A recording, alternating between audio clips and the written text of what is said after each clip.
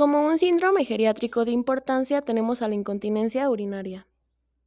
Para poder definir qué es una incontinencia urinaria, primero tenemos que saber qué es la continencia urinaria, el mecanismo fisiológico normal por el cual tenemos el acto de la micción, el cual este es voluntario y se debe a la adecuada coordinación entre el músculo extrusor, el cuello vesical y el mecanismo esfinteriano.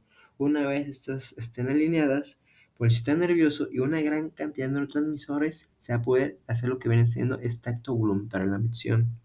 Hay que tener en cuenta que el envejecimiento no va a propiciar básicamente una incontinencia urinaria, sino que esta se ha de ver principalmente a alteraciones de tipo funcional, que son alteraciones agudas principalmente, y alteraciones de tipo estructural, que son manifestaciones por lo regularmente crónicas, y que estas se van a presentar por 4 tipos de incontinencia, las cuales se explicarán más adelante.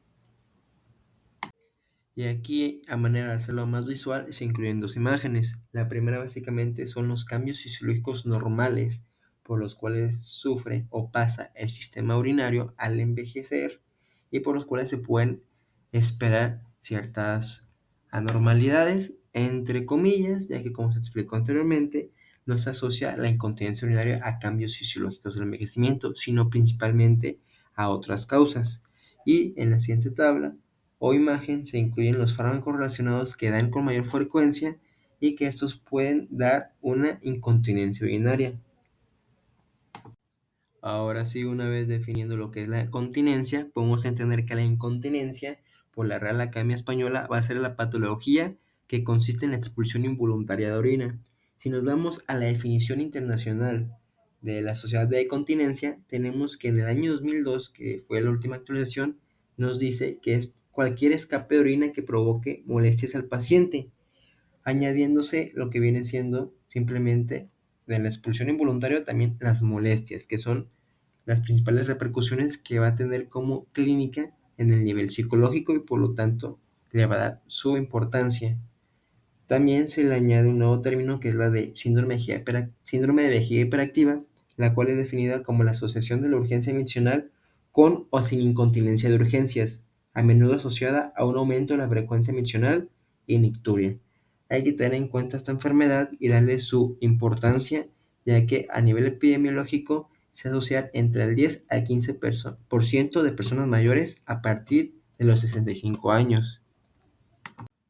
También hay que tener en cuenta las posibles repercusiones que puede generar la incontinencia urinaria en el paciente, siendo las principales las de origen médico, que está básicamente asociada a infecciones urinarias, úlceras cutáneas y su respectiva infección, aunado a caídas. También tenemos las psicológicas, que estas son las más importantes, ya que van a generar pérdida de autoestima, ansiedad y depresión, junto con las sociales, que van a generar aislamiento, mayor necesidad de apoyo familiar y de recursos sociosanitarios, mayor necesidad de institucionalización.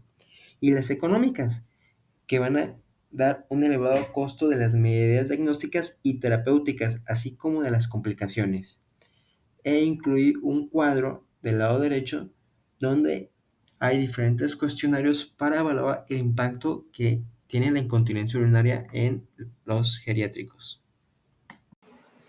Para comenzar a hablar de la clínica de la incontinencia urinaria, hay una clasificación en base al tiempo de duración de esta. La primera es la transitoria o aguda, que tiene una duración menor a 4 semanas. Su característica principal es que hay una alteración funcional sin necesidad de haber una alteración estructural. Y pues el tratamiento va a estar basado en cuanto a la causa de esta causa transitoria, como lo puse en la tablita los diferentes ejemplos.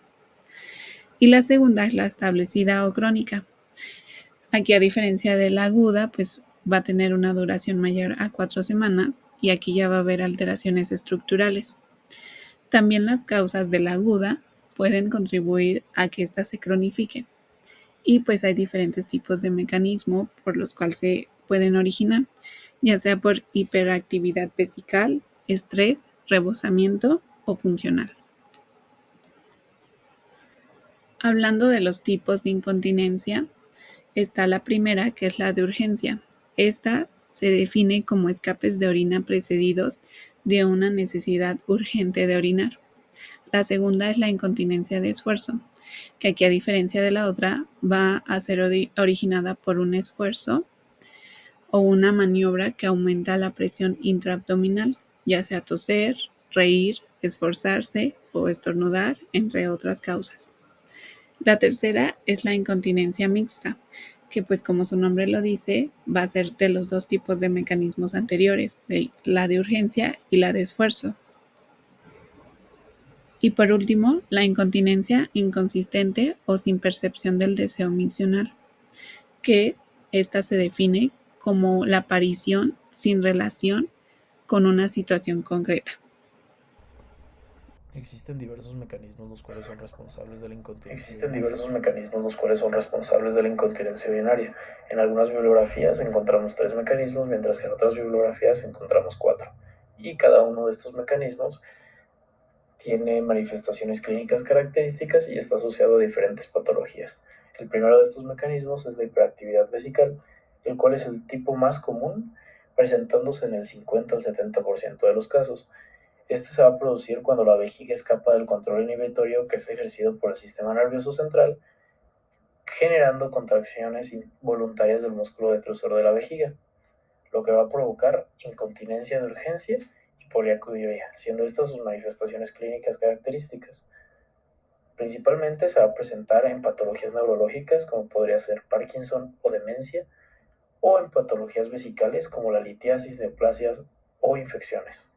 De igual forma puede ser dado por la obstrucción del tracto urinario inferior, como en una hiperplasia prostática. El segundo mecanismo es el estrés. Este mecanismo es más común en mujeres, en aproximadamente el 40 al 50% de los casos, y este está relacionado con un debilitamiento del suelo pélvico. Se asocia más con mujeres por el factor de riesgo de multipariedad, mientras que en el hombre es un poco menos asociado, pero este se asocia con antecedentes de cirugías como una cirugía prostática, principalmente con una lesión que haya dañado el suelo pélvico. Sus principales manifestaciones clínicas van a ser los escapes de pequeños volúmenes y el aumento de la presión intravesical.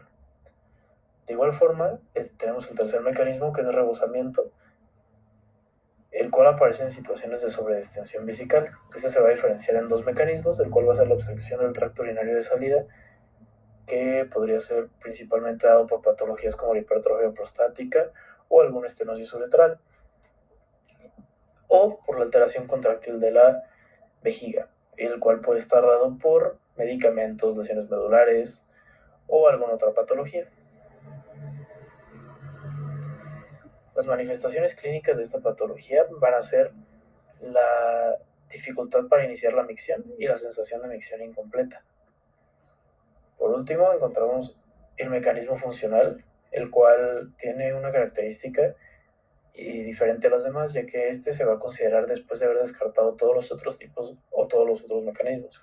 Este va a resultar de ciertas condiciones patológicas, como puede ser la demencia o la inmovilidad, y más que nada se va a centrar en factores externos, como podrían ser las barreras arquitectónicas, la falta de los cuidadores. En los signos y síntomas que tenemos en un paciente geriátrico en la incontinencia urinaria, tenemos la pérdida involuntaria de orina, que esta puede ser en forma de un goteo constante en todo el día, o también que puede estar dada por algún tipo de presión intraabdominal que se realiza con actividades como toser, reír, estornudar, entre otras causas. También el aumento de la frecuencia urinaria. El paciente tiene más frecuencia de ir al baño durante el día y la noche. Asimismo, la urgencia urinaria, que es la sensación repentina e intensa de tener que orinar, y esta puede ser que provoque un accidente. Asimismo, las infecciones del tracto urinario recurrentes, ya que la incontinencia urinaria puede aumentar el riesgo de que los pacientes sufran de estas infecciones.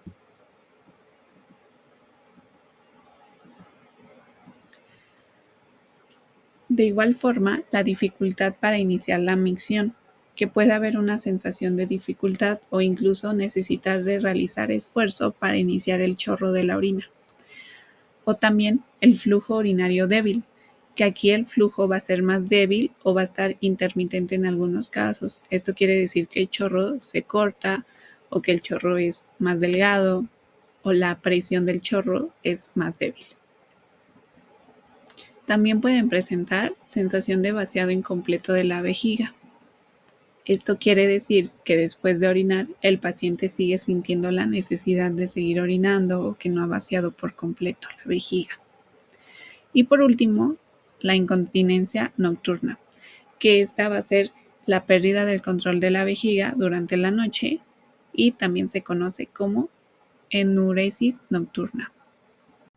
Como mecanismos fisiopatológicos tenemos la disfunción del esfínter uretral, que puede ocurrir debido a una debilidad al daño en los músculos del suelo pélvico. Esto puede suceder debido a factores como el parto vaginal, cirugía pélvica, envejecimiento o lesiones neurológicas. Como otro mecanismo de fisiopatología tenemos la hiperactividad del músculo detrusor. Este músculo detrusor es el músculo de la vejiga responsable de contraerse para vaciar la orina. Cuando este músculo se contrae de manera inapropiada o demasiado fuerte, puede provocar una urgencia repentina de orinar, lo que resulta en incontinencia de urgencia. Como otro mecanismo fisiopatológico tenemos alteraciones neurológicas. Las lesiones o enfermedades que afectan al sistema nervioso, como la esclerosis múltiple, lesiones de la médula espinal o accidentes cerebrovasculares pueden interferir con la señalización adecuada entre el cerebro, la médula espinal y los músculos del suelo pélvico y la vejiga, lo que puede resultar en incontinencia urinaria.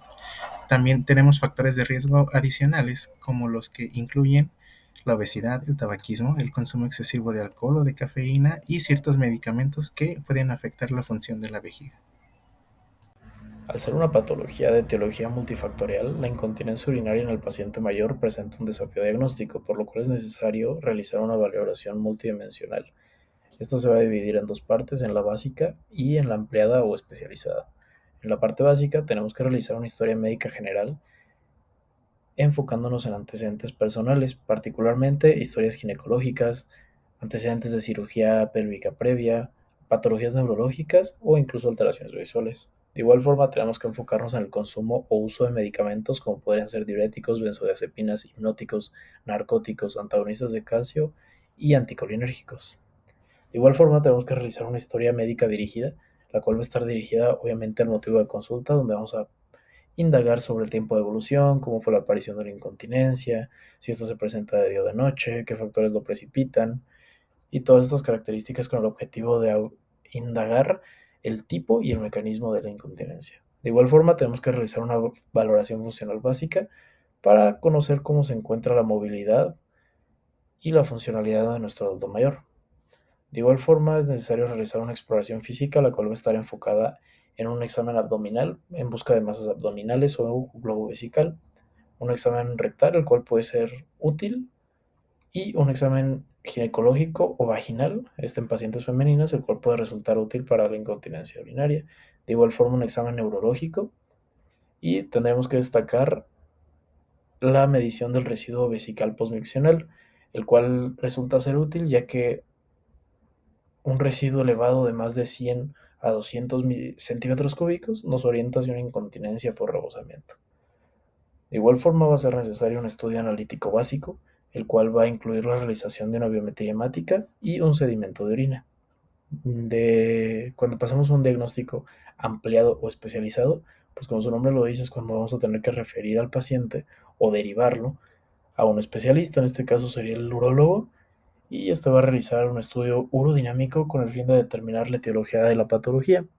Existen diversos criterios como pues cuando hay una dificultad de cateterizar al paciente, cuando el residuo posmiccional es sumamente elevado, cuando hay IBUs de repetición, cuando hay una hematuria sin una causa aparente o cuando hay marcados cambios anatómicos como puede ser el prolapso o la hiperplasia prostática.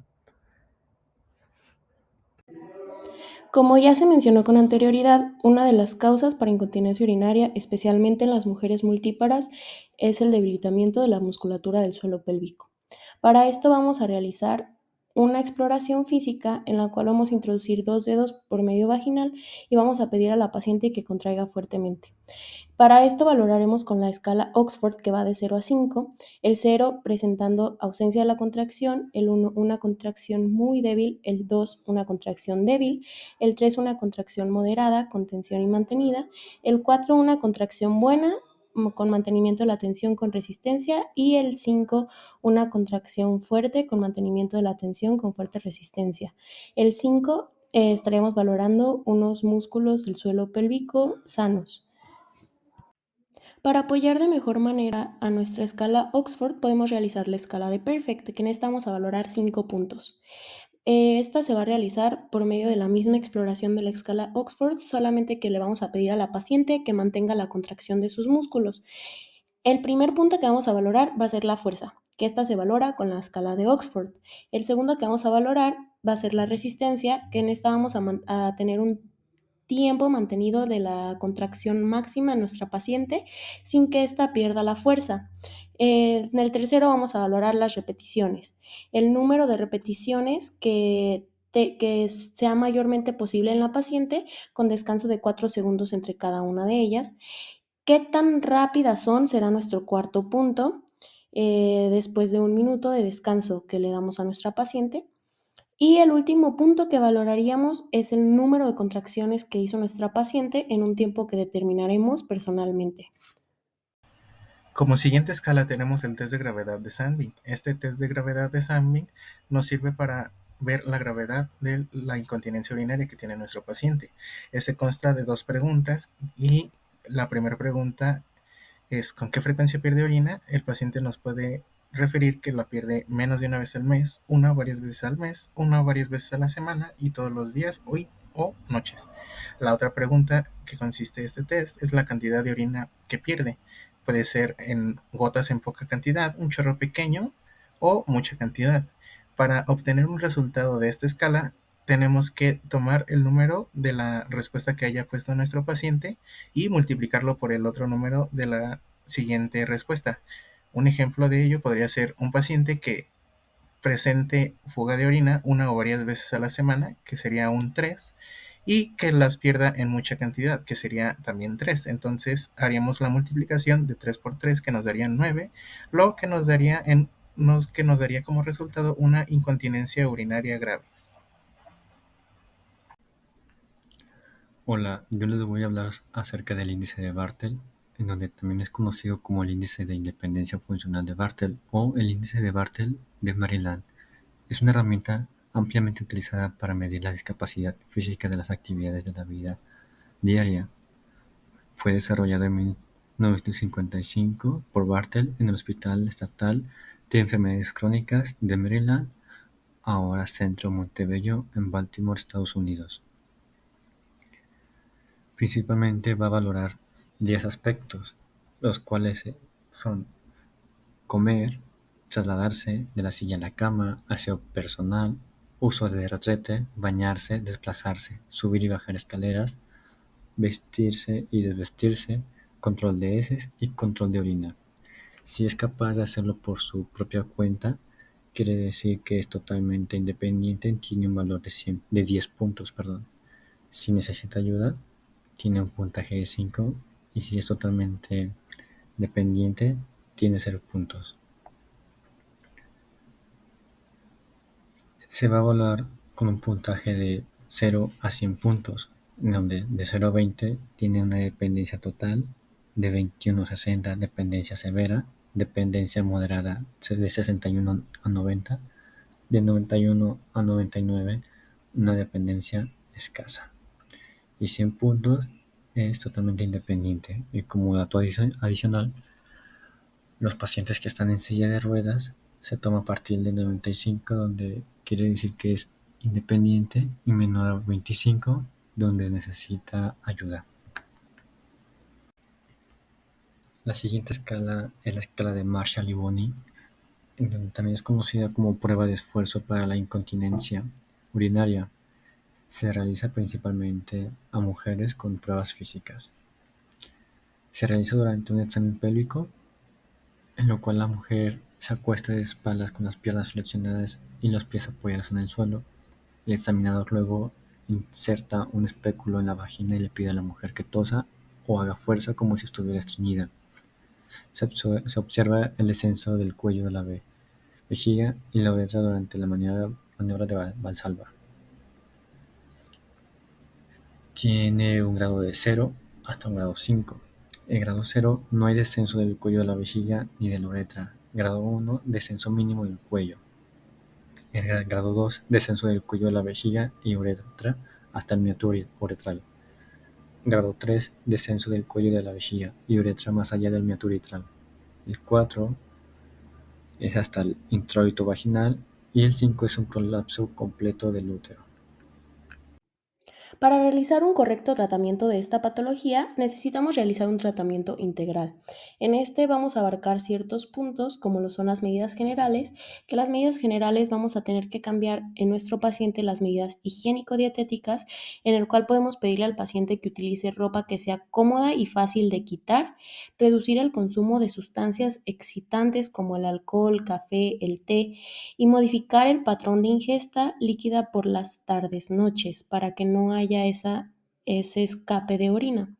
También vamos a pedir la reducción de fármacos que puedan producir la incontinencia y modificar el área de donde se encuentre nuestro paciente para que sea más fácil el acceso al sanitario de este.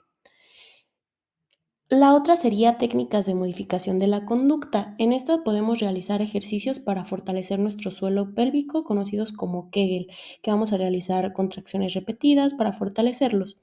El reentrenamiento vesical, que en esta vamos a restablecer el hábito miccional mediante un esquema variable del vaciamiento vesical. Y también podemos hacer micciones programadas, que en este caso vamos a aportar un esquema de vaciamiento vesical que sea fijo. Y también podemos tratar las causas transitorias. Aunado a los cambios que se tienen que hacer en la vida del paciente, también tenemos que tratar el mecanismo por el que se está dando la incontinencia. Es decir, si sabemos que se está dando por una hiperactividad vesical, vamos a proporcionar fármacos como la tolterodina, que es un antimuscarínico selectivo de los receptores vesicales, y la oxibutinina, que esta tiene una acción mixta, anticolinérgica y relajante muscular. En esta se le van a dar una dosis de 2.5 miligramos cada 8 horas. Otras opciones para esta pues es la estimulación eléctrica y la cirugía. Si por el contrario la patología se debe a una incontinencia por estrés, se puede realizar una cirugía, que en esta vamos a realizar la fijación de la musculatura pélvica. Se le pueden dar fármacos como la duloxetina, que es un inhibidor mixto de la recaptación de serotonina y noradrenalina a nivel de S2 y S4. Podemos proporcionar conos vaginales, que estos nos ayudan a reforzar de forma progresiva la musculatura pélvica. Y como otra causa, podemos tener también el tratamiento de la incontinencia por rebosamiento. En esta podemos valorar si se trata de una obstrucción del tracto urinario de salida, pues tenemos que realizar una corrección quirúrgica de la obstrucción, y si es una alteración contráctil, en esta vamos a realizar un cateterismo vesical intermitente. Si se tratara de una incontinencia funcional, en esta vamos a tratar de mejorar las condiciones físicas o psicológicas del paciente, y también nos ayudaría a establecer un programa de micciones programadas. Por el contrario, si para nuestro paciente ya es necesario realizar medidas paliativas, las medidas más comunes en estos van a ser los absorbentes, los colectores, los sistemas oclusivos y los tapones uretrales para las mujeres.